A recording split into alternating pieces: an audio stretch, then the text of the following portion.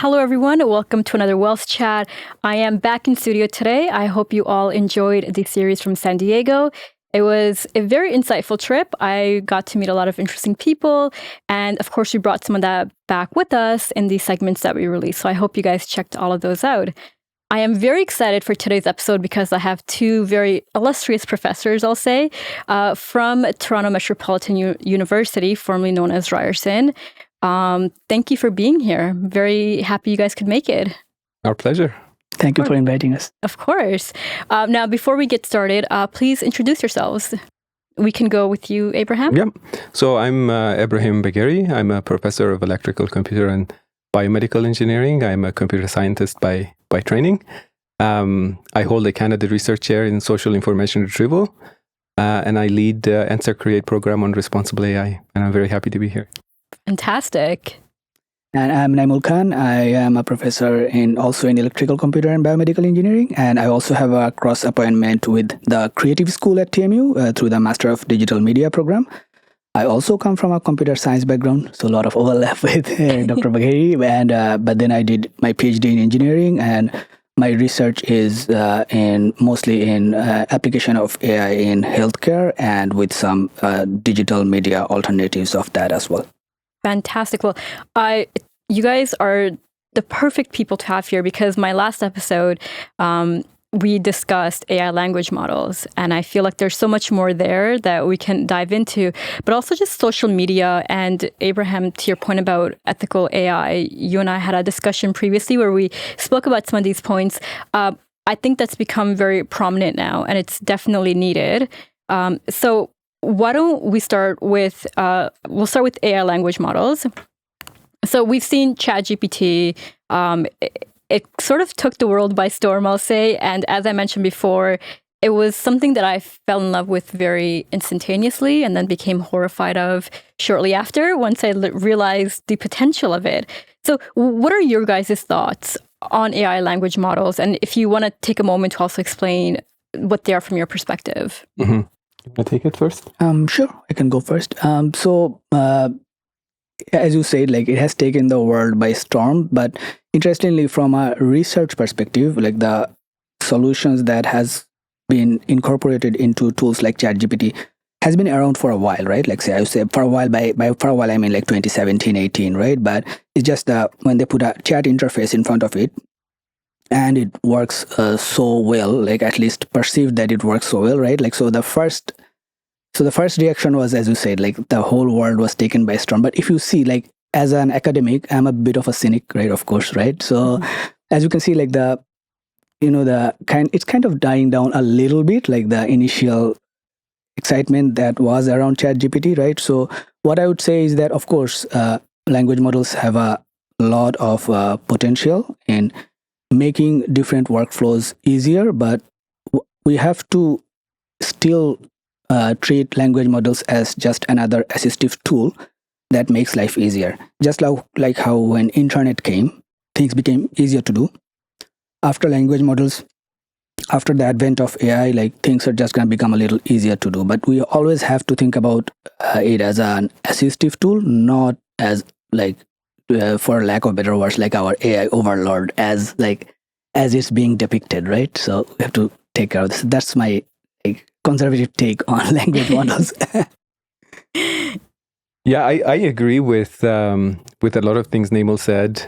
I'm a bit more skeptical about technology in general, but I would say language models, specifically ChatGPT, in my opinion, is the marketing feat of the century, actually. So language models have been around for a long time. Language modeling technology started in the 1970s. So it's been a long time people have been developing language models.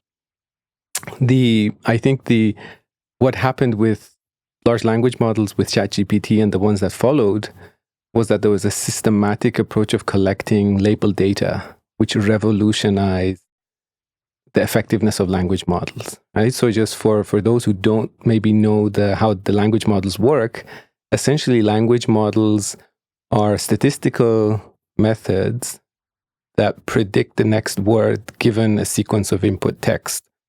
So when you talk to a language model, you put in the so-called prompt. You put in a question, you put in a certain text, and you say, can you complete this for me? Or can you answer this question? The language model doesn't actually create a semantic representation of your question the way humans do and then try to answer it. What it does is that it says, okay, I've seen this sequence of terms. What is the most likely next term that should appear after? So if you say, when was Barack Obama born? The language model doesn't understand that question. It just says, I've seen so much text in the past. What is the most likely term that should come after this term? So it's just predicting probabilities. And so the way language models are traditionally trained is you take a whole bunch of text off the internet or books or Wikipedia or so on, and you compute all these probabilities, right? Because you've seen sequences of terms appearing one after the other. Now, what OpenAI and other companies like Google and Facebook have started doing is instead of taking all these unlabeled data that's from the internet and books and so on, they've actually gone ahead and created manually labeled data, lots and lots and lots of this data. So they've got people sitting behind a computer collecting, question answering data sets and things like that. So the language model now actually sees a lot of things, so it can actually provide better estimates of what is the most likely next term that appears. And because it's seen so much samples, the questions, the answers that it provides become quite reasonable. So they have this so-called concept of reinforcement learning with human feedback. And the way it works is that the language model provides you an answer, and then there's a human being sitting there looking at the answer that the language model provided, and they say, okay, no, this is not good. Or yes, this is a pretty good answer. And the language model updates its estimates of generating the next sequence. And therefore, because it's going through this process of retraining all the time, it keeps on providing better and better answers the more feedback it receives, right? So I think this concept of, wow, language models are now able to understand us is kind of a myth, because the language model, unlike humans that create these mental models of concepts and then provide answers, language models don't build the mental models or the concepts or representations. They just calculate estimates and start generating text. So that was my long way of saying language models don't possess, in my view, this is debatable, obviously, but my view, they don't possess the intelligence. They don't have the self-consciousness of analyzing concepts and then generating answers. They're basically just doing statistical models of estimating what is the most likely term that comes next. And if you think of it that way, it becomes less scary, less of an existential threat, or something that has its own mind and tries to take over the world or make dangerous decisions, so on and so on. And it becomes, as Naimul said, a tool that you can use along with all these other tools to make workflows better, your daily tasks better. Wow. I mean, I will say that language models sure have fooled me, because I thought they had brains of their own, given the way that they interact. But that's really fascinating. Now, I did not realize that they've been around since the 1970s. What were they like back then? Like, what was I suppose, the first iteration? Yeah, so everything you do, for instance, on a daily basis with a search engine is powered by a language model. So you input a query into your search engine, and that query needs to be processed. And what the search engine does is, given this query, what is the most likely document that I need to present to the user? How do I do that? The search engine would need to calculate what is the likelihood of a document being relevant to a query, right? So again, a statistical estimation of relevance. And so there's a language model sitting behind this technology of search that says, here are a set of terms that the user is looking for, in other words, the query. Here are all the documents on the internet that I can search for and retrieve. What is the document that I should present to the user? It's just a language model sitting there saying, for this set of terms, this is the best document that should come next. It's a statistical prediction of the likelihood, right? So, That's really fascinating. So I suppose Google would be the best language model out there then.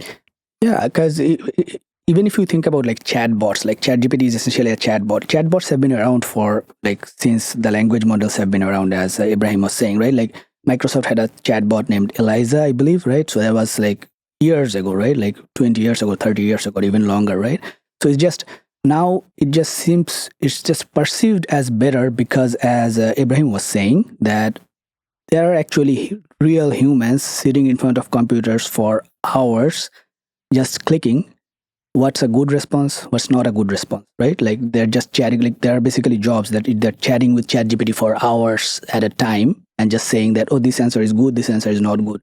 And as consumers, when we're using it for an hour at a time daily, we're essentially getting the best answer because of this work by like unnamed people that are putting in the work for like hours and hours to label the data, right?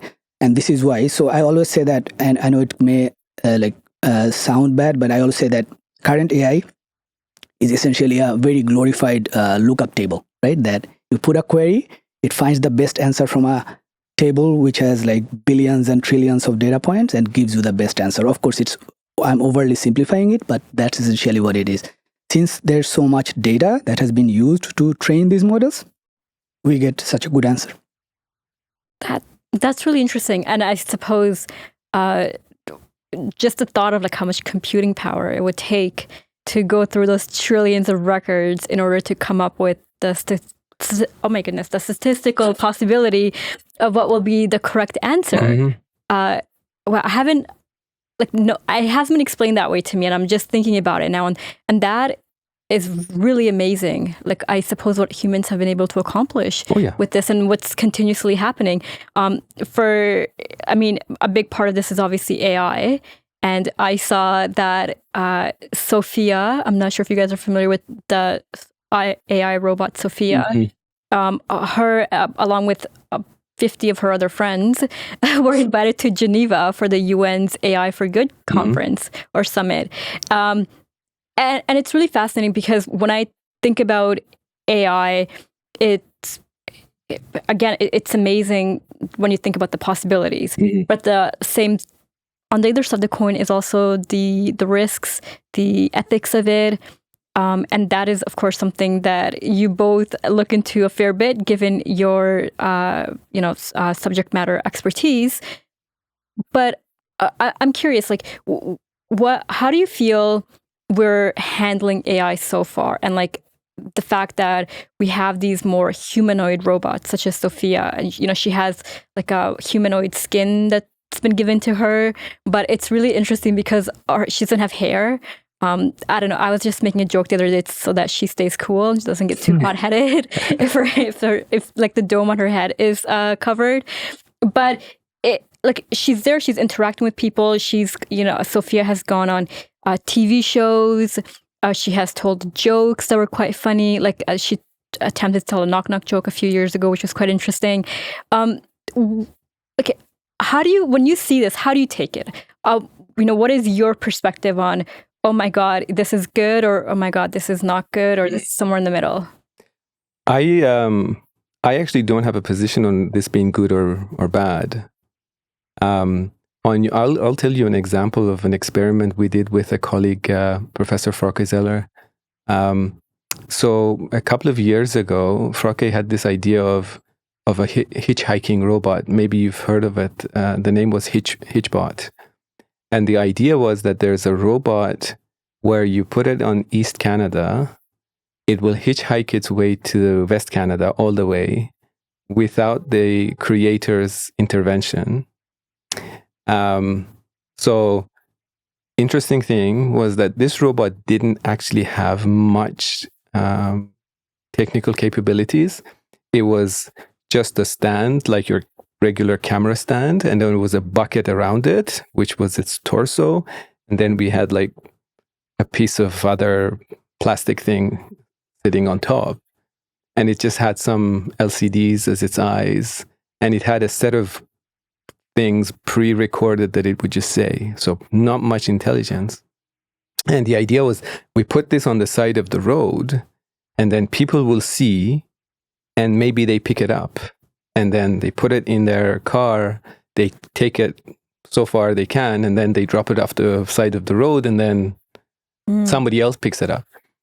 And I one of the ideas of this experiment was trust making between technology and humans, right? So you see a robot looking thing on the side of the road. How much do you trust that technology without knowing what's inside that technology, right? It could be complicated AI, it could be nothing.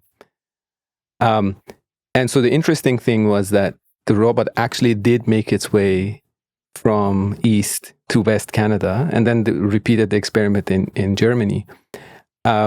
People actually took the robot to their weddings. They took it to bars with them. They partied with the robot. There was social media was full of the photos and all of that.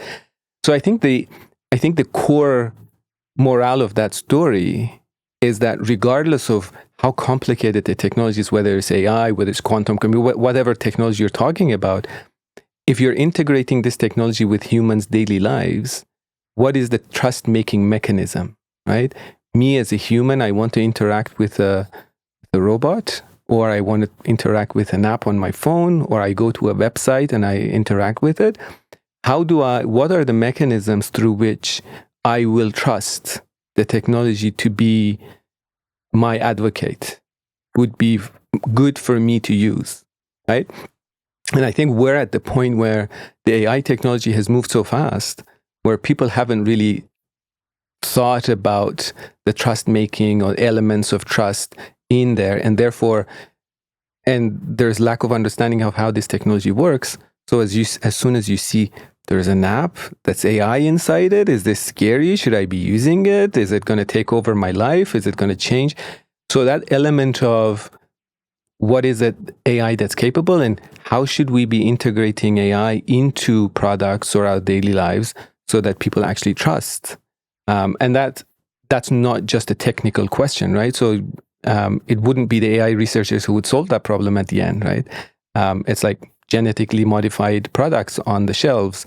Do I buy them? Are they good? Or is there a problem with that? And then it's not the geneticists who would solve that problem, right? You would have a whole host of other socio-technical aspects to it. You have lawyers, and you have people from NGOs and so on, who come in and say, if you want to deliver non-organic, genetically modified food, this is what you need to do, and this is how you make the customers trust and use it. So I think we're at a point where technology is moving quite fast, but all the other components that require the integration of technology into our daily lives is kind of lagging far behind. Ebrahim had some excellent points about it. Like, we have to build the trust between technology and humans. And the most important thing that Ebrahim mentioned is that it's not an engineering problem or a computer science problem, right? If you think about it, right, that the so-called AI that we have currently, it still sits on a computer, and the things that it's solving is still all software-based. Like, why don't we have a robot butler that can do all household chores, right? You would think that would be like making AI solve the minute things that we need to be done at home will be more important than, like, say, making AI art, right? Because that's a creative process. So you think that the creative process will be left to humans. The reason it's not happening is because from a robotics point of view, right, we are not there yet, right? Like, of course, because robotics, that's why, even if you think about self-driving cars, right, why don't we have self-driving cars on the street yet? Because from a technological point of view, interacting with the real world and actually interacting like humans, having the tactile feeling of things, it's not as easy a problem as just feed an algorithm trillions of data points. It spits out an answer that looks like humans, right? So all the companies, what they're trying to do is, for example, even Sophia, right? I have a lot of reservation about Sophia, because if you just take Sophia out and put a computer in there, people are not going to be as impressed, because, like, even Sophia, some of these responses are pre-programmed, right? It's not even like ChatGPT based, which probably would be a little better. But they're giving it a humanoid form because they're trying to anthropomorphize the AI so that people think that, oh, we're talking to like a living being, right? But if we do that without taking the like the socio-technical context in consideration, as Ebrahim was saying, the problem is that there will be a lot of mistrust. Because if you read any of the AI existential threat articles now, you'll see the top photo is probably a humanoid, right? Like a robot, like standing with a gun, or a robot standing with a tablet or something. But ChatGPT is just a computer chat interface. We are not there yet. A robot cannot really act human-like yet, right? So, like the companies are pushing these things as marketing gimmicks, but then that's creating mistrust in people. But from the technology solution, people who are actually developing that technology, right? Like Ebrahim and I, we know the limitations behind it, but we need a bridge between the two. Oh, that makes sense. And again, it is interesting how marketing and Hollywood always tend to exaggerate things. I mean, who would have thought that movies would be exaggerated, right? But to your point, like Sophia is, when I first saw Sophia, I became very fascinated. And so I've been following her journey, and she's won awards and done some amazing things, a lot of accomplishments. And to this point of doing good for society, another robot that's been out there, it's named Grace. And so Grace has been trained to help with the elderly. So she's a nurse, essentially, in nursing care. I believe she's based in Japan, where she's actually interacts with people and she helps them through physiotherapy. And, she's a nurse. And when we look at our demographics, like in the financial industry, like we're always talking about the baby boomers, for instance, retiring, what their needs will be. And medical needs is a big one. And it's something that seems to be on this linear projection where it just keeps getting higher and higher. Yeah. But we don't fully have the younger generation to support that, right? Like not everyone is going within those fields. We have shortages in different types of, like the trades is a good example of where we have shortages. So in that case, back to your point of coexistence, perhaps we use these robots, we use AI and, AI language models to help us fill the gaps that are needed in our society. Oh yeah, absolutely. I wouldn't disagree. And I think, and I said, I'm kind of agnostic to technology being good or bad. It just depends on how you develop it. You can develop technology for great things, or you can develop technology for really, really bad things. It's just the way you think about technology development should be from, as you say, from a needs basis point of view, not from the technology point of view. What we have going on right now is that here's the technology, let's see what we can build, right? We're using this hammer that we have to try to solve everything. We were having a conversation earlier with some colleagues who were at Brookfield, who were looking at AI adoption in Canada. And the main question they were asking was, why do you think there are so few companies in Canada who have adopted AI? What can we do to accelerate AI adoption? And my question to them was, why do you think all companies should adopt AI to begin with? If it's like 6%, let it be. If there's more companies who think they need AI to be integrated, then they will find a way to integrate it. If they don't feel the need, you don't need to push. Like not every workshop needs to have a big hammer or a sledgehammer. Maybe they don't need it. So I think the perspective, your example was a fascinating one. Helping elderly. What are the needs? What are the gaps? How can technology help solve some of those problems? So if we go from real problems and then think, and it doesn't have to be AI, it can be AI, it can be multimedia, it can be anything. What is the problem? What does it take for us to solve it? And then see if technology, AI, large language models can help. That way, you make sure that technology is used for social good, right? But if you start from the technology, you create ripple effects of problems that then you have to chase and try to solve. You're building technology to, for instance, use it in HR systems to create short list of candidates.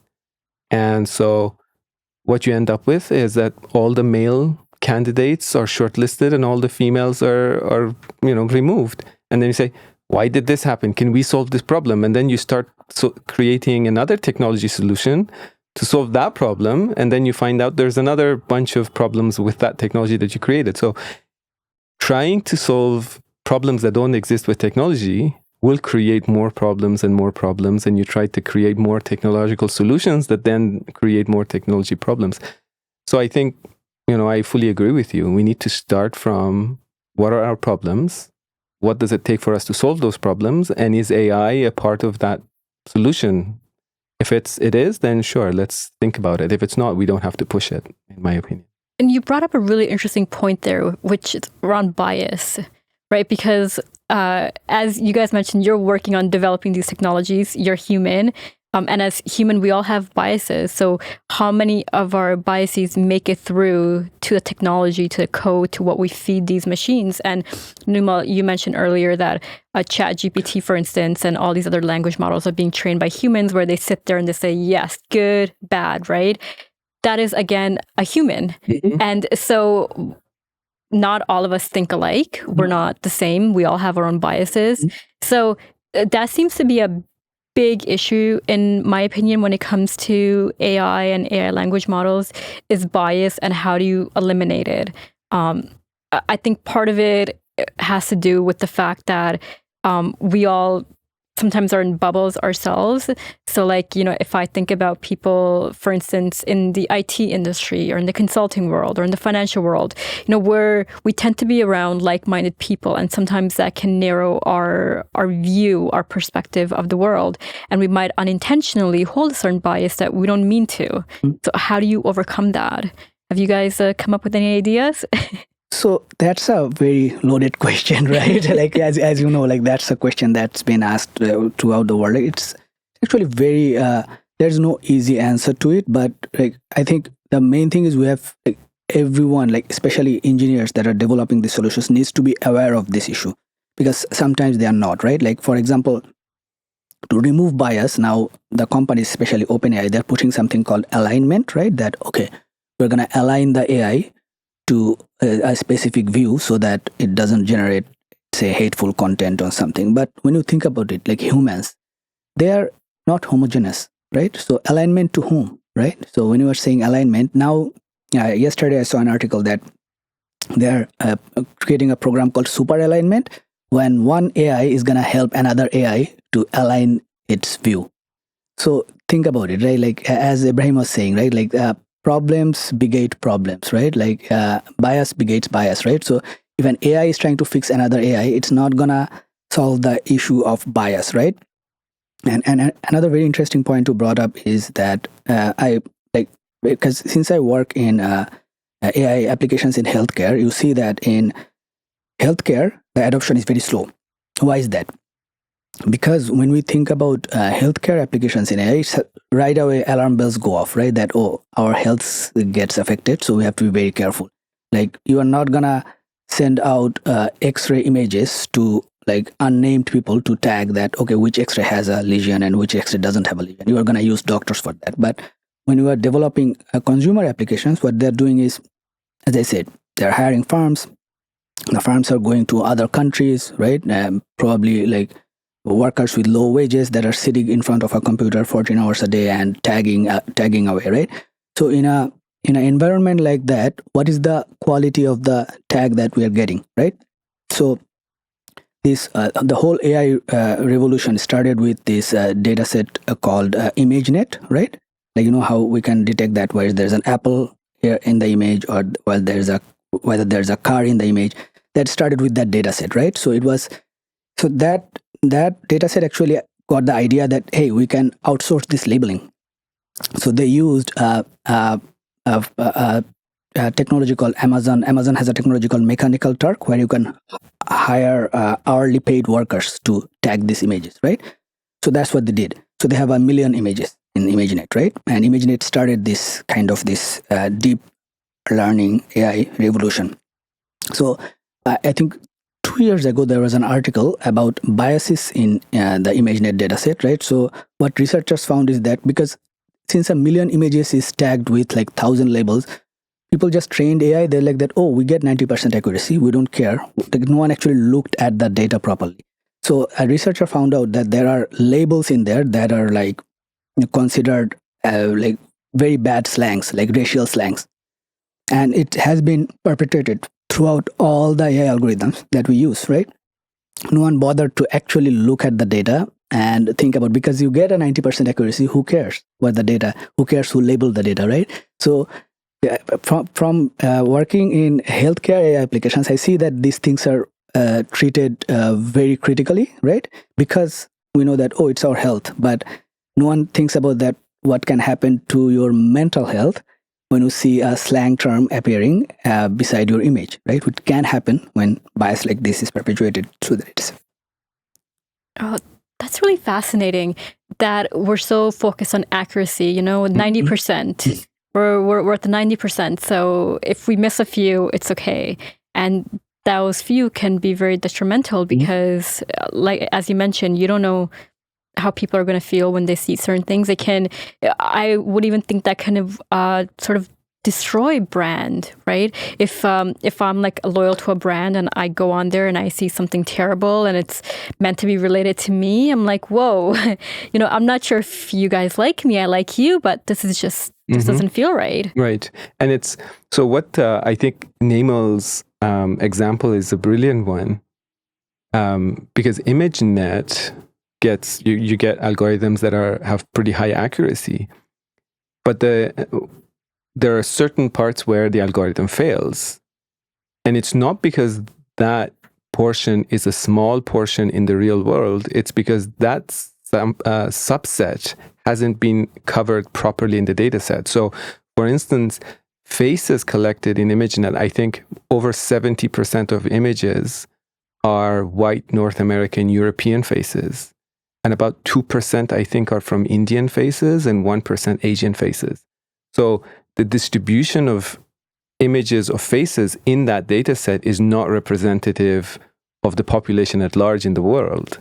So while you test your algorithms on that data set and you only have, 1% of Asian faces in there, and if you get all of them wrong, you're still 99% right. But that 1% is not actually 1% of your real population. It's probably 50% of your population that you're mislabeling.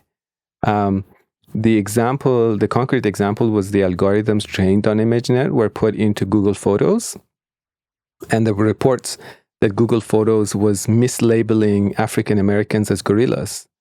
And so they had to pull that technology off of Google, right? Because the label data in that data set was flawed. Another example was when they used ImageNet to open your iPhone. So you could look in your camera and it'll detect your face. And there were people in China who reported that their friends could open their iPhones just because there were so few Asian faces in the data set that the system, the AI algorithm, would just assume that any Asian face was the same. And it would just open people's phones for their friends. And so they had to pull that technology out and retrain it and fix the problem. So even if you think about accuracy, it's not actual real accuracy. It's this made up accuracy on the data set that you're working with. So it creates problems. And so I want to go back to your question about what do we do with bias, right? So some of the work we've been doing in the past couple of years in my lab is biases created by search engine. I think probably everyone's seen reports that say, if you search for a nurse, you get all female nurse photos. If you search for a police officer, you get all male police officer photos back from a search engine. But what we've shown actually is it's even deeper than that. Performance on queries that are related to the female gender, for instance, have weaker results on general compared to queries that are related to male gender. So it's systematic. It's not about biases being exhibited. It's also about performance. And if you think about how people make decisions, right now, I think there's 5 billion searches done per day by people on search engines. And about over 90% of all, maybe even over 95% of access to internet goes through a search engine. So even if we know where we're going, we still search, right? And so the search engine has the possibility of showing you links the way they want you to think. So they're shaping the things you think about. You go, you search for COVID, the links they show you actually shape what you think about COVID. You search stock market prices, whatever the search engine shows you shapes what you think about the stock market or specific parts of it. You search about, you have a 6-year-old kid, you search for educational material. Google shows you educational material that you need to, educate your kid about. That shapes the fabric of your family because that's what you're going to show your kid and that's how they're thinking and so on. So technology with search is actually shaping our thoughts, our beliefs, our decisions, and so on. And when you think how these search engines actually incorporate biases, right? So think about you search for educational material for a 5-year-old girl, you get lower quality results compared to when you search for educational material for a 5-year-old boy. And so that actually impacts how you bring up your kids and how your kids are exposed to learning opportunities and so on. So the bigger question is, how do we address these problems? And again, I think I go back to my initial stand. I don't think there's a technological solution per se to solve this. There needs to be a broader social approach to understanding biases caused by technology. So I'll give you an example and I'll make it short. So, misinformation is big, right? And, Naimul can tell you that there's, every year a couple of thousand papers published on how to detect fake news with deep learning techniques, right? But a couple of years ago, some Scandinavian countries started looking at this problem and said, is there a technological solution to the misinformation problem? In other words, should we create an AI algorithm that tells Naimul that you're on this website, this is fake news, don't read this? That's not the solution. The solution is you go into schools and you educate the kids right from the beginning to say, do not believe everything you read on the internet. You're on Twitter, your friends tweet things, very likely untrue. You go on Google, Google tells you this, very unlikely that it's true. You're reading news, you're on this certain news outlet, very likely fake news. So you educate, you give media literacy to your kids. So when they're exposed to content, they have these critical thinking skills that helps them make the right decisions, right? So I think it's the same thing with AI. I have this app. Is this safe? Would there be another AI technology that tells me, install this app, it's good for you? Probably not, right? I probably will need the skills to determine, before I install this app on my phone, I need to make some judgments, right? Critically think about the decision I'm making in terms of interacting with technology. And you would only be able to have that if you have the right education, right? So you need to put the educational things in place. You need to engage kids from young ages. You need a public consultation of what people think about AI, how they deal with it on a daily basis. So it's a social problem that we need to address from the roots. Wow, you said so many great things. I'm going to try to unpack a few because I feel like there's a lot to dive in there.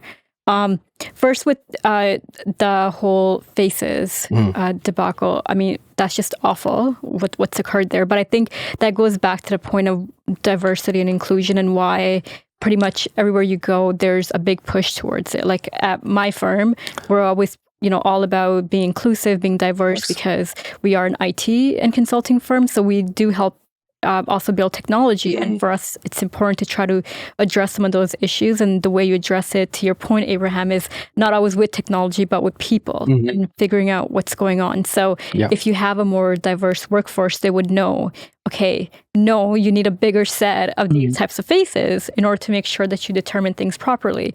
So I think that's been a really good thing that has taken place in the workplace, is we are pushing for a broader view instead of just like a very narrowed lens that we've traditionally had. Now, the critical thinking portion that you mentioned, I feel like that's a really important one. And Naimul and I had this conversation as well before, and that is just, learning and schooling and how important it is, because as you brought up, Ebrahim, like if you go online, you're constantly being driven one way or another. And there's unfortunately always a motive. It's not always a bad motive, but there's usually a motive behind why you're being driven one way or another. I didn't know that, if you were to look in search results for boys versus girls, that there was such a big discrepancy. That's quite disheartening. And hopefully it's a systematic issue that can be fixed. And I think the first step towards fixing it is to, again, have conversations about it and to bring it to light so that people are aware that this exists.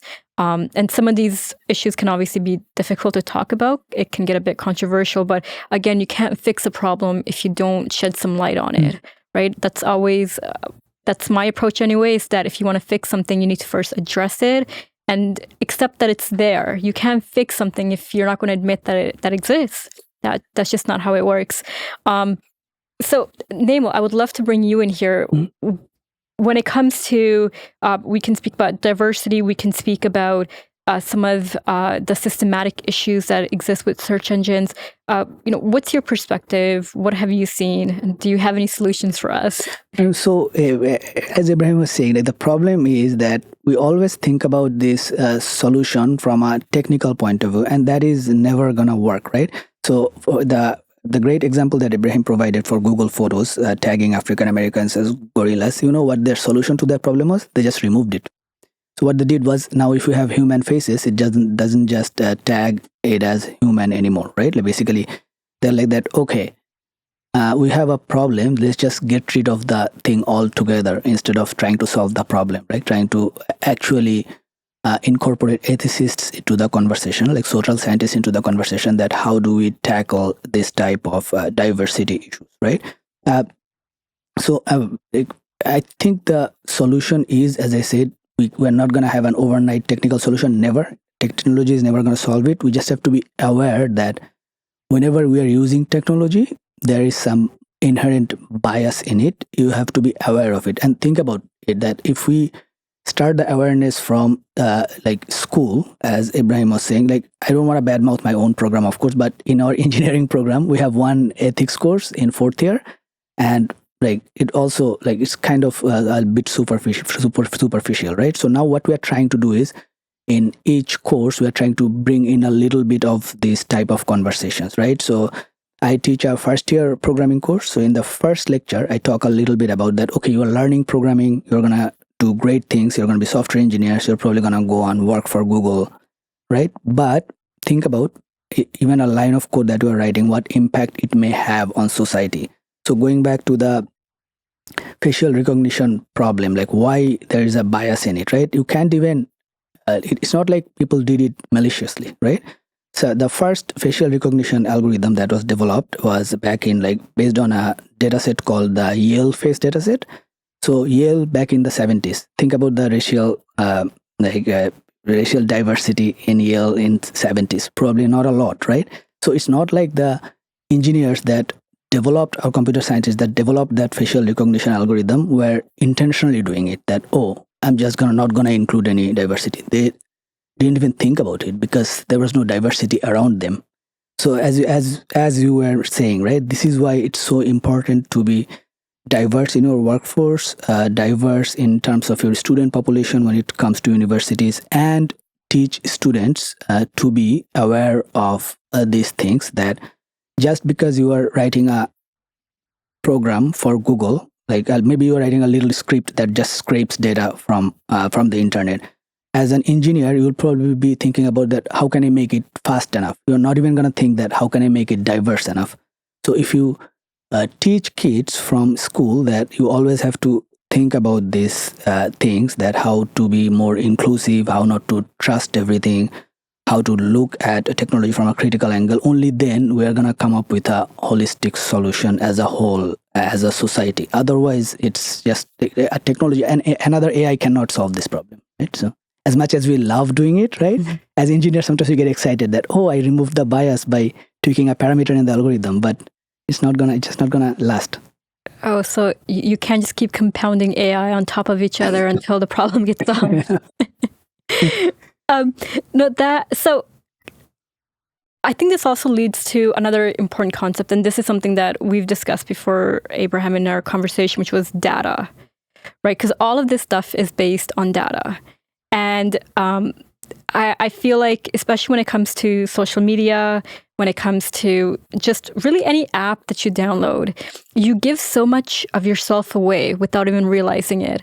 Like I've said this many times before, but like I cannot think of a time where I read user agreements and then said, I fully understand what I'm signing up for. I agree with this. Take everything there is from my phone and just like let me play this game of solitaire, right? Like, it's just it doesn't happen. Like, it's not realistic. And part of it is obviously a legal issue of why things like this are allowed when we're very well aware in society that no one out there is reading these user agreements. So why is it there? Because I don't believe they ever get upheld in court anyway, because judges are people and they're rational and they realize that, okay, there's no way anyone read, in this 8.5 font of like 300 pages of, and also like very difficult jargon sometimes, right? Like I'm not fully aware of all the jargon that's used in the social media industry or in the tech industry or data collections, statistics. So there could, even if I were to attempt to try to read it, the chances of me actually understanding everything fully is quite slim, because I'm confident that there's going to be things in there that are very important, very vital, that I am not going to understand. So I don't know why it's allowed. I think that's a legal issue. But if you guys want to share any thoughts around that, I'm happy to hear them. But back to this whole idea of data, like, and the fact that we give so much of ourselves away, so much of our data is harvested. How do we, first of all, I suppose it can start with, how do you program better so that there's less data collection? But it's also, how do you change behaviors so that people are more aware? And this goes back to your critical thinking point as well, of people being aware of what they're agreeing to, instead of just blindly wanting the convenience of being able to do something and clicking, yes, I agree, please proceed. Yeah, I think that's a great point. There are multiple aspects to what you mentioned. I'll address a couple. I think, to your point about EULA agreements, my own perspective is that EULA is not supposed to be upheld in court. And I'm not a lawyer, and take my points of view with a grain of salt. But my perspective is EULAs are not supposed to be upheld in courts. The purpose is for the company to use the data in the way they want, knowing that when you have customers at mass, like you have an app and you have 1 million customers, it is very unlikely that any of these customers will take you to court. So the EULA will actually serve as a notice to you that I'm going to do this with your data, hoping that no one will take the company to court, because the EULA will, in my opinion, will be held in court. And the reason is, for instance, in Canada, based on FIPA, consent is only allowed if the person providing the consent understands what they're consenting to, right? So even if you understand the jargon in the EULA agreement, but since you don't know what data is being collected or how it's going to be used, still the consent that you provide is not a consent you understand. Therefore, it's meaningless. But as I said, the purpose of that EULA is not to have it legal, but just to say, hey, you're using this, I'm going to do this with your data, and you said okay, right? So it's just a way of providing a safety net, not from a legal perspective, but from a, this is what we're going to do, and this is, you said yes. So I think that's the EULA perspective. The perspective of what's being done to our data and so on, I think I want to go a step back and say data ownership in general is really, really important, right? One of the things that I want to mention is this intellectual property of artists, scholars, and just individuals. with regards to their data being used in large language models. Right? So, there's now all these problems where people say, we didn't consent our book to be processed by the large language model, but apparently the large language model actually read our book and it knows everything about the book without having a license to use it. Or artists are now saying all of our artwork was apparently processed by this image processing application, and it's generating artwork that's very similar to our stuff. How come the intellectual property of the artist or the scholar or the writer or a single individual is not being protected? And I think that's a big question, because when you're generating content on the internet, you're not providing consent for that data to be used in any way the companies desire, right? So just think about, you're quite tired, you go home, you open Twitter, and you complain, right? About your colleagues, your work, your employer, the city, the subway, things like that. You're just complaining to your friend.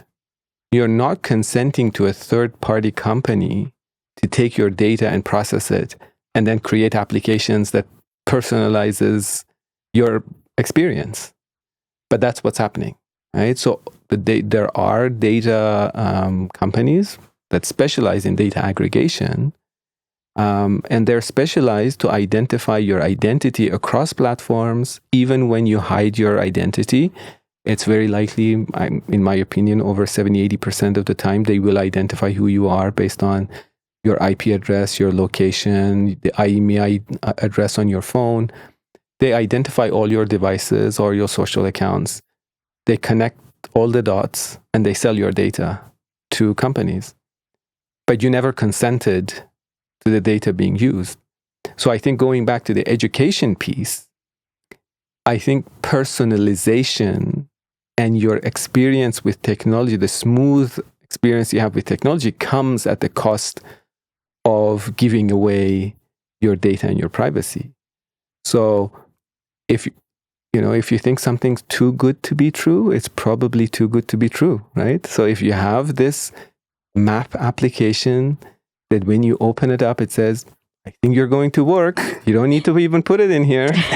Take this route. It's much better. And you love this coffee shop and you're going to pick up coffee from this coffee shop. It's great. We love it. It's convenient, but it's coming at the cost of invading our privacy and collecting our data. And that's what they're showing you. Things they do with your data without showing you is probably, just showing you the route is probably the tip of the iceberg. Then everything else behind the scenes, in terms of your mortgage rates, in terms of your car insurance rates, in terms of, your risk of different things that you don't even know. And those are being sold to different enterprises behind the scenes without you knowing, is what's at stake. And so I think the education piece now says, is it worth it that your Google Map, or not Google Map, but some map applications will actually take you to your favorite coffee shop without asking? But they also collect data on how much you spend on coffee each day and what you eat with your coffee. Therefore, your risk of high blood sugar in your blood, and therefore being at risk of et cetera, and selling this to insurance companies that would then charge you more for your. Is it worth it? Right? And so once we understand the implications, I think as individuals, we would say, okay, maybe I don't need this app or that app. And if we collectively don't fall into the trap of having all these nice apps, maybe the business doesn't work any longer, and therefore it wouldn't be a viable business model to start collecting people's data, right? So if you're a responsible company who doesn't collect, maybe then you become profitable and people will install your app and engage with you. Right. I mean, that is a lot. So it seems like if we want the finer things in life, we have to give up our privacy. I mean, you don't have to. You just have to make the companies more responsible so that they don't use your data against you, or they don't collect the data, right? So Ebrahim touched up on some really good things about like the individual responsibility in privacy, right? So I wanted to comment about the two things separately. One is privacy, one is the intellectual property ownership. But they're both connected. I think, of course, there is individual, like you have to take on individual responsibility. You have to be aware of it through like awareness and education, like tying back to the previous question that we had, right? But I think governance plays a big role here as well, right? So I wanted to provide a very recent example. Have you heard about Threads, the new app? Oh, yes. So basically it's the Twitter competitor of Yes. but from Facebook, right? So you'll see there's an interesting conversation going on that Threads, the app, has not been released in Europe, right? Because in Europe, governance-wise, they came up with something called GDPR. I believe it stands for General Data Protection Regulation, right? Yeah. So it's pretty strict in terms of what type of data can you collect from a person's phone, right? So Threads, if you of course, in North America, we don't have as strict regulation as GDPR. So because of GDPR, since Threads is collecting a lot more data compared to, say, Twitter or some other social media apps, they haven't been able to release it. They have to adhere to the GDPR, right, to be able to release it in Europe. So governance works, right? Because of course they're going to make changes to the app so that it adheres to GDPR, so that it can be, because Europe is a big market, right? So so you kind of have to hit the company where it hurts, and that is their bottom line. Like, unfortunately, that's how private companies operate anyway, right? So this is coming from the privacy point of view, right? Of course, GDPR itself has its own issues. I could go on about that, but again, it's a good start, right? But now going back to the part that's new in this generative AI hype, right? Like with ChatGPT and Stable Diffusion, Midjourney, the image generators, like intellectual property, right? Because basically now the definition of intellectual property needs to be refined there as well.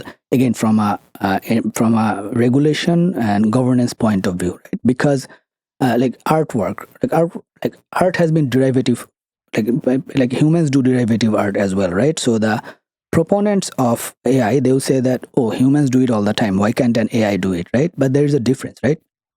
With AI, like what you can do is you can actually generate, like exactly follow an artist's style, just make minute changes, right? And then just and the problem is you can create 1,000 copies of that in seconds, right?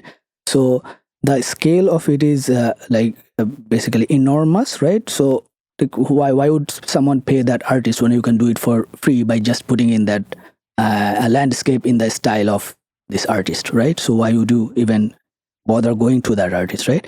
So the artist's right needs to be protected here, right? And also, so this again comes from a governance point of view, right? Like, of course, now there are some tools out there where you can say, like, you can try to opt out of that. Okay, my art should not be used to train an AI model, right? But the problem is, again, the responsibility is on the individual to do it, right?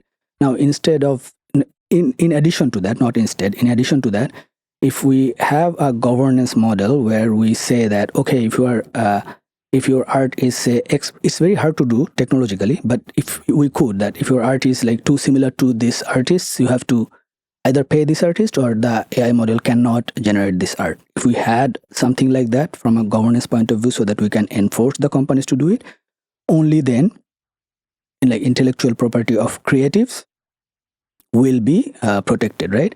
And besides all that, do we really want to live in a world where like just AI spits out like very mediocre art and mediocre stories that doesn't even make any sense, right? So that's another point too, right? So it's interesting because there's actually been fierce debates as of late on, is AI generated art actually art? Right. And I find those conversations to be quite fascinating. But it is important to note that this is something that firms are aware of as well. So, for instance, if you, I believe they started with celebrities, but like if you were to go and like upload a celebrity's picture and try to configure it or, change it somehow, do modifications to it, a lot of times they won't let you. It'll say, no, this goes against our policies. We don't do this type of thing. So I think that's a positive step.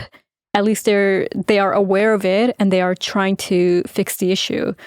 I did want to touch a bit more on the data point, though. Like we were speaking about, you brought up personalization and the fact that giving up our data is what allows us to have that.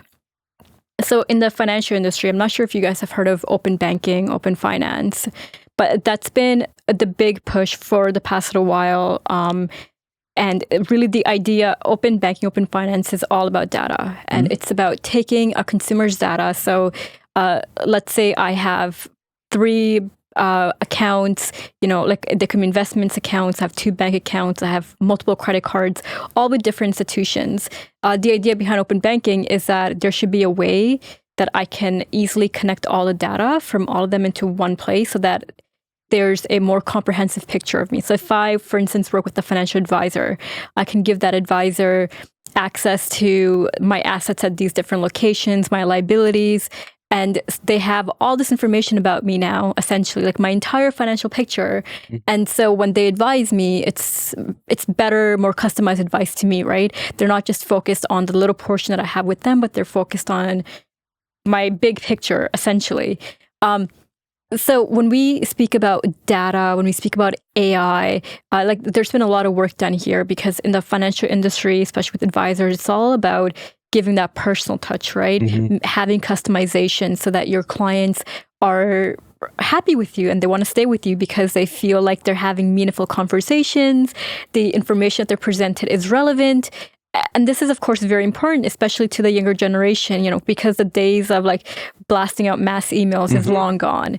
Like if I receive something from a financial institution in my inbox that doesn't make sense, I'm like, okay, there's something wrong here. Why in the world are you sending me this, right? It doesn't make sense.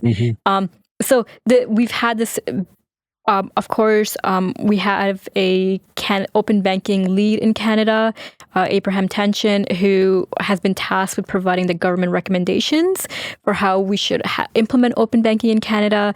It's been implemented in Europe, in Australia, to a certain extent in the US. And we're really just trying to take best lessons learned, best practices from each region, bring it to Canada, and sort of use the wisdom that's out there to our advantage. But AI has been a big component of this, where it can be used to assist with, having, first of all, surfacing relevant insights, and also making more like predictive suggestions, if you will. So, you brought up the example of schooling, for instance. So let's say you have a couple who have children and, the AI picks up from one of the CRM programs that this child is actually going to be going to kindergarten next year. And perhaps this child has particular needs, right? And so now taking all of that into account, because you have this information, it can surface a list of schools that would be appropriate for that child. And then you have a meeting with your client and you say, oh, by the way, I know, your child X is going to kindergarten in the fall. And I don't know if this is something you struggle with. So here's the list of schools with these great programs that you can consider. And it's really an idea of just providing the best customer service available to clients. What are your thoughts on that? So my thoughts are, those are excellent points. But my view is a bit different in that. So I'll take you back a little bit. So in academia, we have this process called research ethics approval for anything that we want to do that collects data from humans or interacts with humans or animals or living things. So we need to go through an ethics approval process to show that the experiments we're going to do or the research work we're going to do is not going to be harmful in any way.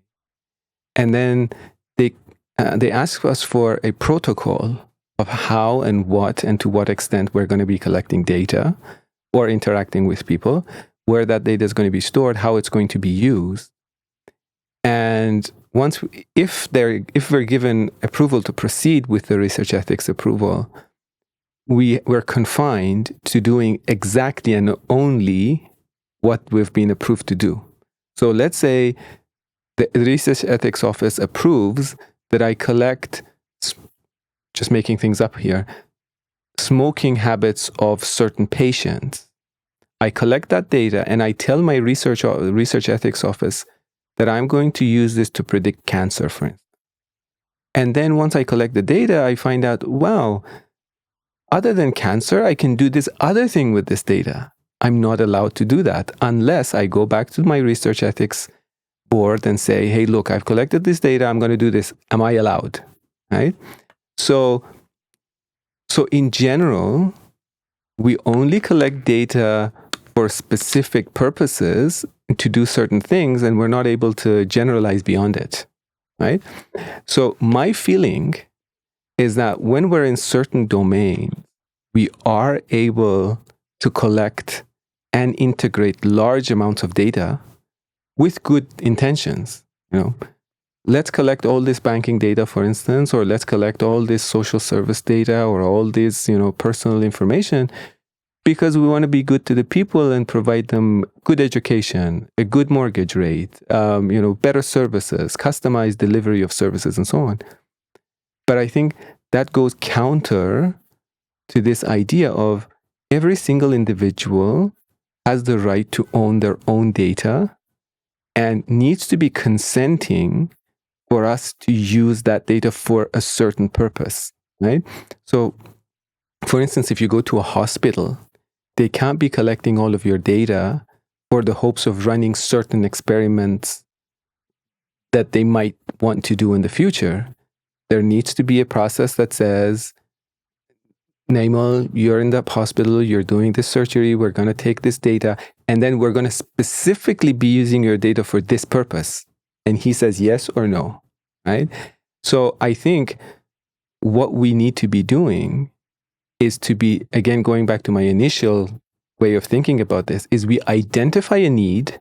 We say there are certain sets, for instance, a certain set of kids in kindergarten who have learning problems. We're going to collect data specifically about that situation from these kids with particular consent from their adults or supervisors, whoever provides the consent for those kids. And we're going to collect that data only for the sake of providing better education for that. Once that's done, we discard all that data, not use it for anything else, unless we have strict permission to use that data for something else, right? Because if you don't do that, then you open up the possibility of using the data for many, many, many different things for which we don't have consent. Right. And I think that's an important point. And with open banking, open finance, it actually does follow that framework as well, which is why things have been a bit tricky, I'll say, in some aspects, because a lot of these institutions are very used to having so much data and then being able to use it very liberally for a lot of different purposes. And that is not going to really fly anymore. So back to the, if you think about the EULA agreements, for instance, in open banking, that wouldn't be allowed. Like, it would have to be very layman terms type of language that anyone can understand. And it would have to be, it can't be like, 0.85 font and like 300 pages. It would have to be very concise information, exactly why the information is being collected and for what purpose and for how long. And the good thing is that clients can revoke access as well. So you can very easily give access for a particular time period and then take that request away. So there's a lot of good things to it. It's just, again, this like mass collection of data, because obviously everyone's going to want to be able to get the best mortgage rate. So, are there ways of enticing people to give extra data than they would really usually be willing to for a certain particular service? Because now there's like this extra like cherry that's been added. Oh, if you give us, XYZ as well, we'll give you this service too. And these are some of the points that are being worked through. So it is something that will really revolutionize the way that we do things and make things more streamlined. AI is kind of susceptible to scope creep, right? So that's why we need to be really, really careful. So the policing, for instance, there are apps that the police use to patrol certain areas, and it's been shown that the app is being developed to say, at 8 p.m. you want to be at this place because there is crime. But it's shown that some police officers actually make arrests based on the recommendation of the app of where to patrol. So there's the potential of scope creep without you realizing it. So So when you're collecting the data, building the applications, you need to be really, really, really mindful of what is the application that you're going to use it for, and not allow the scope creep to happen. No, that's fine. So yeah, like just adding to what Ebrahim was saying, again, the concept of consent, right? Again, like you brought up an interesting point that if you give an incentive to the customer that, okay, if we collect all this data, we're going to be able to give you a better rate, right? There is a very good chance that the customer is going to consent to let you collect all this data, right? But with the idea of consent comes the idea of like transparency as well, right? So I have I have a couple of students working on this area of research called explainable artificial intelligence, right? So the idea is that because right now there's algorithms, the way they work is that you click a button, you get a rate, which is great, right? That, oh, I'm crunching all these numbers, getting all this data, giving you the best rate possible, right? But how was that decision made, right? Which parameters were used to make that decision? Like all these deep learning models, like you just throw data at it, it spits out the number, as you said, like as we were talking about it, the accuracy, the number. Right. But how was this decision made? So using these explainable AI tools, it was discovered, like it's relevant to the financial sector as well, that I think it was someone in the US, I might be wrong about the location, but like a person was getting higher quote for a house, or like you know how they do the appraisal, the banks do the appraisal, yes. yeah. So they were getting basically a lower appraisal of their property in the same neighborhood where the neighbor was getting a higher appraisal, and the only difference between them was race, right?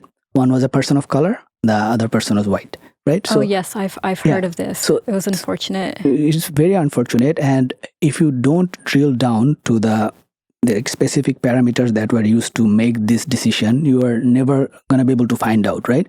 So now if both of these clients went into the bank and they got their appraisal, like they thought that, okay, if I provide my data to this algorithm, I'm going to get a better appraisal compared to, like, that's how the clients will be enticed, right? But from the client's point of view, they may not even know that this is happening, right? And again, that is going to just perpetuate the social biases that we have, because these algorithms learn from data, and engineers can't just throw their hands up in the air and say that, oh, the data is biased, so my algorithm is biased. You actually have to actively work there so that at least even if the algorithm is biased, at least it's transparent enough that, look, this is what's happening. So, because imagine, like, if we used an explainable AI type of tool, like, it's utopian, like there's a lot of technical problems behind it, but if we could actually see that, okay, this AI is giving me this number, but it's taking the race into consideration. Right away, you're going to raise a flag that, hey, this algorithm is actually not really good. I can't take it. I'm just going to do it myself. So with the idea of consent, I think if we have the basically awareness that AI algorithms can do this type of things, there will be a push that, okay, even if it's fine, you use AI, like, of course, it makes our life easier, makes the workflows better, more efficient, but it should be transparent enough, it should be forthcoming that how things are being done, instead of like just taking the data and spitting out a number. Right. And I've heard this concept of releasing the code for various different things, right? And the idea really being behind it is, I believe, like, there's GitHub repositories where you can go and you can actually see how things are calculated in certain algorithms. And perhaps that would be helpful. Like, I'm sure that code is proprietary, and most firms would not want to give it up. But that might be a solution for if you make it public, if it's more open source. Then, because Mozilla, like Firefox, sort of started out that way, right? It was open code, and it was developers around the world that helped build it up. So you could follow a similar concept, perhaps, with certain things that are for social good, that are going to impact an entire society, where you, or at least you release like certain parts of the code to help, first of all, have transparency, to garner trust from consumers. And also, there might be flaws there that someone can help you fix if they go in and they look at it. I think open code is great, amazing. We should support as much open source code as possible. but also be mindful that we need open data as well, and transparency on what data is being collected, right? Because you may have a pretty, good code, but with the biased data, you still create these biased trained models, right? So I think your point about open code is amazing. We should definitely push for it, but also transparency on data. I want to touch on something that Naimul also said about data and the potential for creep. So there's this this idea of anonymizing personally identifiable information. So you anonymize a data set and you say, we're going to give you a rate on your insurance, for instance, but we're not going to look at your race or your gender. We're going to take those attributes out of the decision-making process, and therefore we're going to make it fair. No difference between male or female, or no difference between your race, because the algorithm is not going to even see it. There's now a lot of documented studies that show even if you don't have the explicit PII information, the personally identifiable information, the AI is able to infer those attributes from other things. For instance, salary rates for similar positions, male versus female, the distribution is skewed in favor of male. Therefore, the algorithm can actually identify who's a male, who's not, based on other things. You're buying a house, you have postal code. Although I don't know what race you belong to, neighborhoods have race distributions. Therefore, the AI algorithm is able to predict or estimate what races you're likely to belong to and make decisions based on that. There was a recent study by a group of MIT students who showed even if you take out sexual orientation of people, you can very accurately, the application they developed was called Gaydar, that you can very accurately identify which sexual orientation you belong to, even if it's hidden. So you can look at people's data, take out sex, race, sexual orientation, all of that. AI can predict very, very accurately all of that. So even if you think about anonymizing data, taking out personally identified information, you're still not safe from the biases, right? So it's interesting how AI seems to want to just categorize people. because of the way we train it, right? Like learning from data. I think that basically that paradigm itself is a bit flawed. But again, since the accuracy is so high, who cares, right? That's the problem, right? Because if you're learning from historical data, what Ebrahim was mentioning will always happen, right? Because historically, a certain race was disadvantaged financially, right, socioeconomically, right?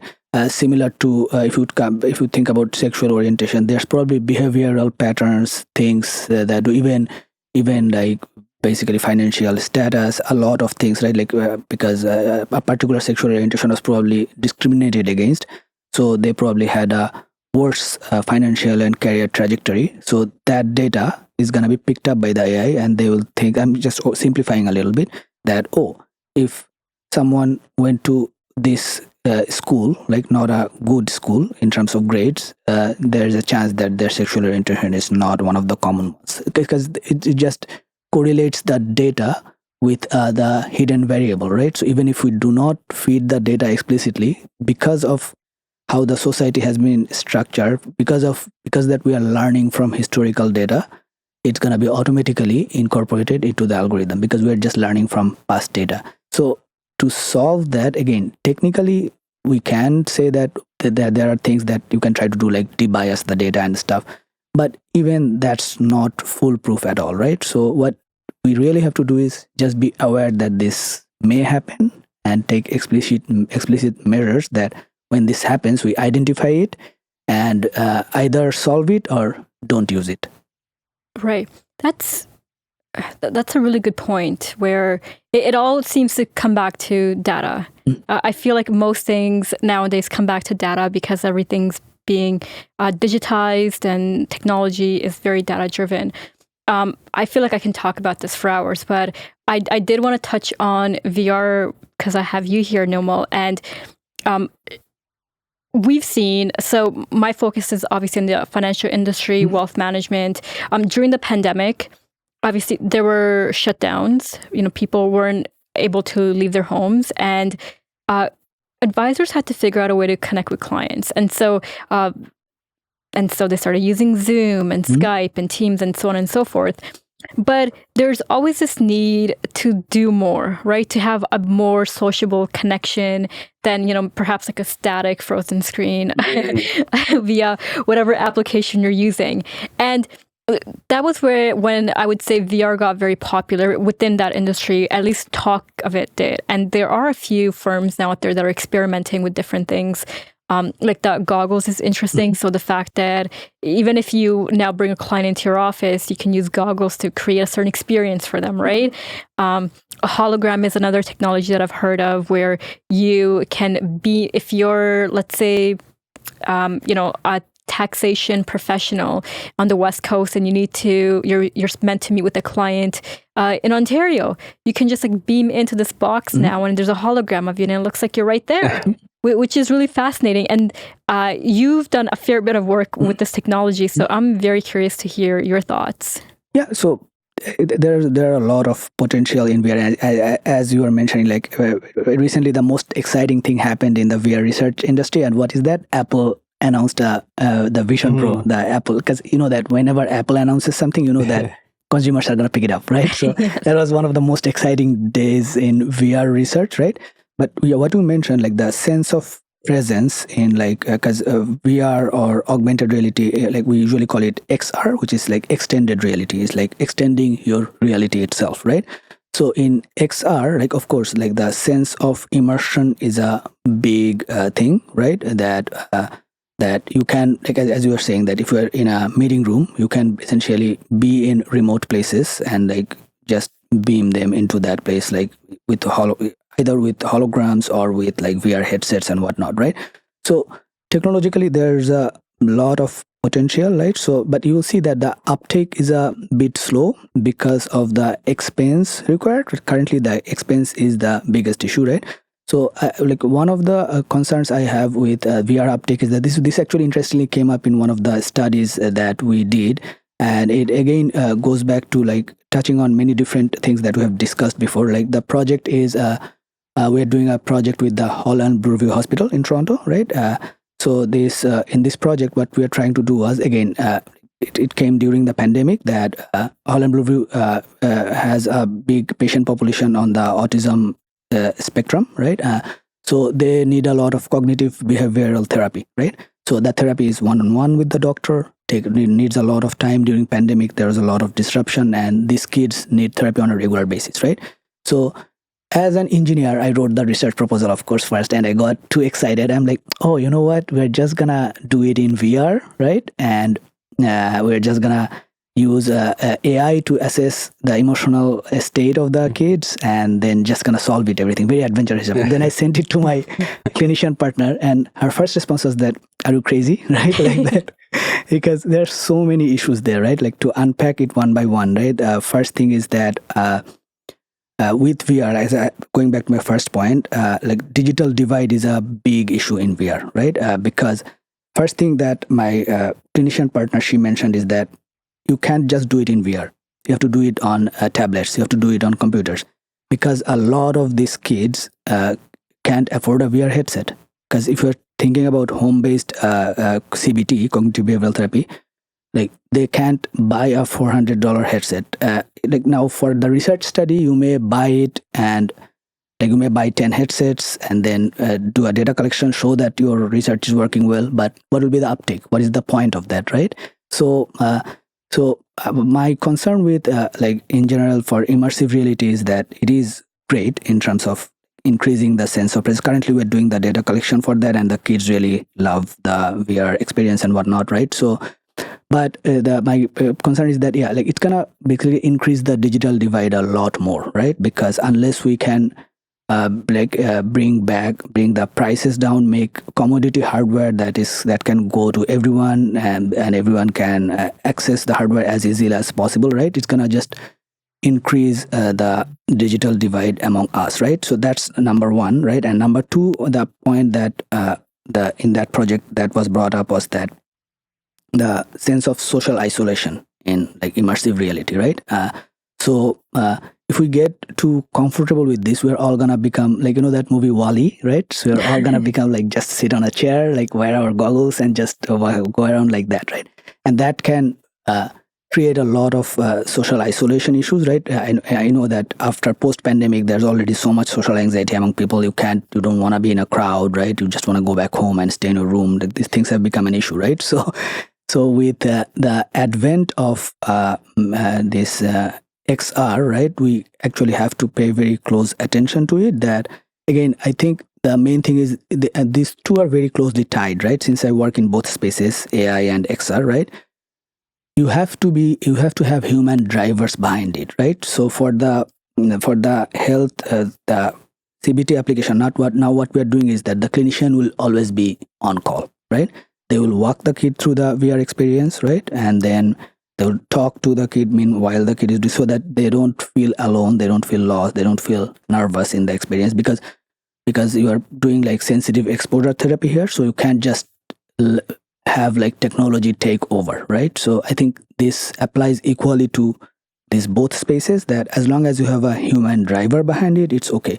So the examples that you provided, like office meetings, like very, very good examples of XR applications, right? But again, we have to be careful that the human drivers are always behind the technology, and the technology is not like taking over autonomously. That makes sense. And I think you mentioned immersiveness, and I learned about that a while ago, and I find it really interesting that the way our brains have developed is that we really can't. There's no distinction between what you experience with a VR headset in virtual reality versus what you experience in real life. So, for instance, if I were to go on a roller coaster at Canada's Wonderland, that experience versus if I were to go on a roller coaster with that VR headset would be very similar. Like my brain wouldn't really know how to differentiate those two memories. It would be as if I was on a roller coaster both times. And I think that has some ethical implications, particularly when you are speaking about office meetings, when you are speaking about, advisors and clients, in the sense that, can this technology be taken advantage of where the advisor presents this beautiful dream? Let's say you go into their office and they show you this beautiful island that they want to plan for you so that you can go on vacation, for 6 weeks every year. Just that once you retire, right? Just as an example. Now, what are the possibilities of that actually happening or that not happening? It could all be done in very good faith, but just the fact that you've use this technology to implement this very real vision into this person, I find a bit concerning. And obviously, there's been other issues with when VR headsets are used and different occurrences that can happen that can cause trouble or trauma for people. So just how do we sort of mitigate some of that, and how do we, I suppose, become better at using this technology so that it doesn't affect us as much, if that's even possible? These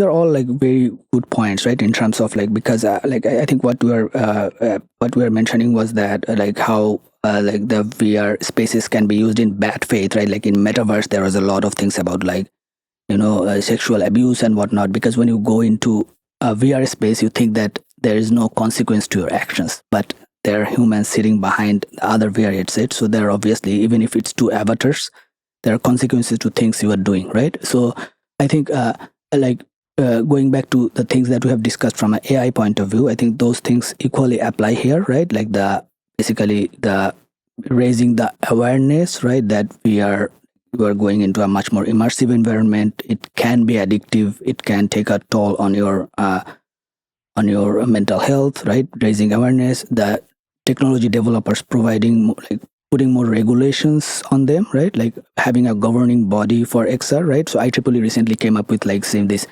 IEEE is the engineering institute, right? So that came up with this ethical list of ethical considerations that you have to take to develop XR applications. So accessibility is a big part of it. Then this ethical considerations is a big part of it. Don't make things addictive, right? So again, I think those things because those are just guidelines, right? So I think those guidelines need to become laws, like there need to be regulatory bodies that that looks at these things. And above all, I think we have to have like education of XR, like because XR, like if you look at the hype cycle, XR is like still a little behind AI, right? So but it's gonna catch up, right, with the things that are coming up. So I think if we start now and educate people about the the bad consequences of this type of technology, I think that's how we can kind of develop a more like healthy solution to these things.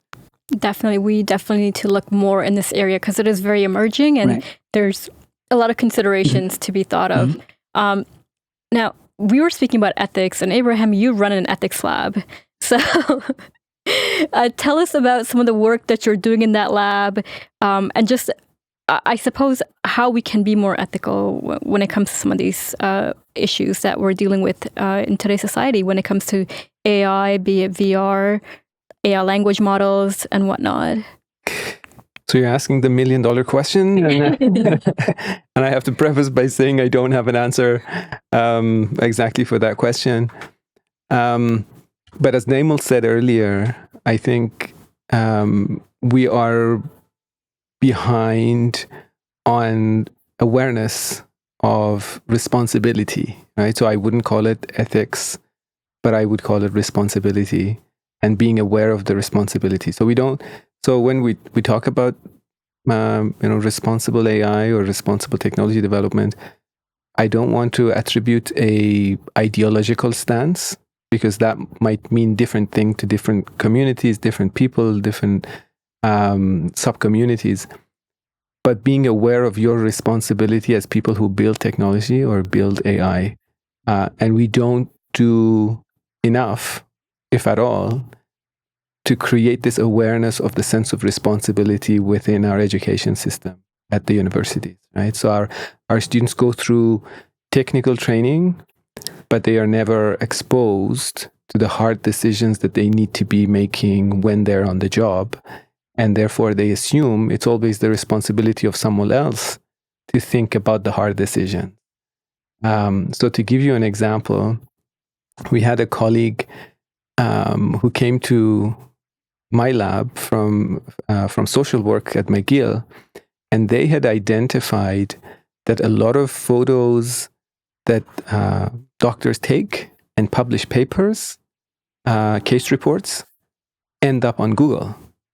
And so he came to my lab and he presented with his students because we do a lot of search. And he said, we've uncovered this really, really dire situation where photos of patients, not faces, not identifiable, like a photo of a lung or a photo of that's not, you can't link it directly back to the patient, but they're still there. And he said, we've identified this really serious problem. And my lab, being all engineering students, they looked at each other and said, so what's the problem? So I think that there is a big divide between what we think as engineering and scientists as being totally fine and what other disciplines consider as being seriously problematic. And so what we are trained at school is, how do you optimize for best performance? How do you build the best next thing? How do you build the next shiny tool? What we don't talk about enough is, when you're building this, what are the things that you need to be thinking about, right? So our program, when we started, we had this idea of there must be a way to teach these engineering kids. You take a course, you take 2 courses, and you become aware. And so we started talking to social scientists. And one of the very interesting, I talked to a colleague, psychologist, and he said, there's literature that shows the more you do ethics training, the more likely it becomes that they don't follow your ethics training at the end, which I didn't know. And we were trying to push multiple ethics training courses. It's a bit ironic. Yes, it is. So the idea is, what we are now pursuing is, you need to create an environment where different points of view exist. So our training program now has engineering students and we have social science students from different disciplines. And so we're not pushing them to take a certain course on ethics. or introduce them to ethics principles, but rather they talk to each other.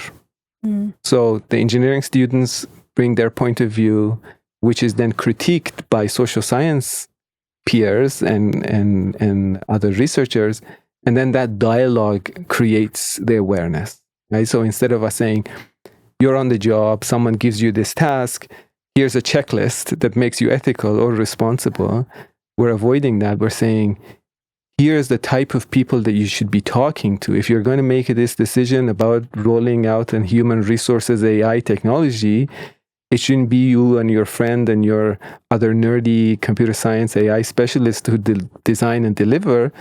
Here's 10 other type of people that you should be talking to, hearing their point of view.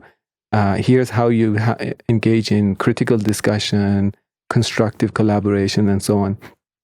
And that then brings about the sense of responsibility. I am, as an individual, responsible for the decisions I make, regardless of whether my firm has a PR department, a law department, there's lawyers involved, and so on. That doesn't take away from my personal responsibility. That's great. And I suppose, especially nowadays when we speak about ethics and personal responsibility, digital media, social media, they all come to mind. And Naimul, I know that you do a lot of work in this space. So, before we wrap up, please tell us about some of the research that you've done. So it goes back to like what Ebrahim was saying. Like I think when you have a like interdisciplinary team, the discussions and like the ethical considerations automatically come about, right? For example, as I said, like I have a cross appointment at the Creative School through the Master of Digital Media program, right? It's a 1-year master's program at TMU, right? So there we see like whenever I teach that cohort, right? Usually it's like a class of like say 25, 30, 40 students, right? They come from different backgrounds. There's computer scientists sitting there. There's social scientists sitting there. There's people from creative writing background sitting in the same room, right? Under the same roof. So even if I'm teaching like a very dry technical concept, for example, we do like last winter, I taught a course on like XR development, like augmented virtual reality development, right? So the discussions were always like this, what Ebrahim was saying, right? Like it's not like the computer science students there have taken a lot of ethics courses, but whenever they were coming up with a cool solution, right away there will be pushback from the social scientist in the room, right? If the narrative of the story being developed is not like good enough, right? Not taking into consideration like different perspectives, the creative writing background students are gonna rebel, right? So they keep each other in check, right? There is a balance there, right? So recently, through the Master of Digital Media program with one student, we did a project in partnership with U of T at Uganda, right? In a village in Uganda. So what we are doing was we are developing XR experiences to like again for therapy, right? Among youth for like they have a lot of like poverty, food insecurity. So we just created like avatar that like talks them through these issues and how they can deal with it when they have this type of food insecurity, gender issues, then like poverty in general, right? So all these things like and that project was like really, really eye-opening because as I said, there are so many checks and balances. The first iteration we made, again, we tried to just make a game, right? Because that's what we're used to, right? And right away we knew that, okay, this is not going to fly. They have never worn a VR headset in their life. They have never used a controller. So you can't do that. That's out of the question. Then you have to develop it in 5 languages. Like as academic in North America, we don't even think about these things. And among those 5 languages, 3 are like not spoken by many people. So we have to find translators to do this type of things. We have to make the experience so that it adheres to the village, like customs, right? How people actually see each other, how the gender norms are. You can't just go there and like, as Ebrahim was saying, just teach them an ethics course and be done with it, right? It has to fit their mold, right? So that you slowly basically bring things out, right? So I think that's what going forward, I think that should be the model that we follow, right? That we just put people from different expertise together, right? Now, of course, in an undergrad course, it's probably harder to do, right? So maybe Ebrahim has different opinions about it, right? But like at least after that, when people are trained in a certain way, I think we should, like, when we do research that has real world impact, I think this is how we have to do it, right? Just have to put people from different background, different training together so that they keep each other in check. Definitely. I can speak to you guys for several more hours, but we do need to wrap up. Do either of you have any final thoughts you would like to share before we go? This was very engaging. Thank you very much. Of course. Same, yeah. I could go on for another couple of hours. Probably, I know. There's still, I feel like we just scratched the surface. There's so much more. So I will definitely have you guys back for a round 2. Now for a bit of housekeeping. If you've enjoyed this episode, please be sure to share, like, and subscribe, and we will catch you at the next one.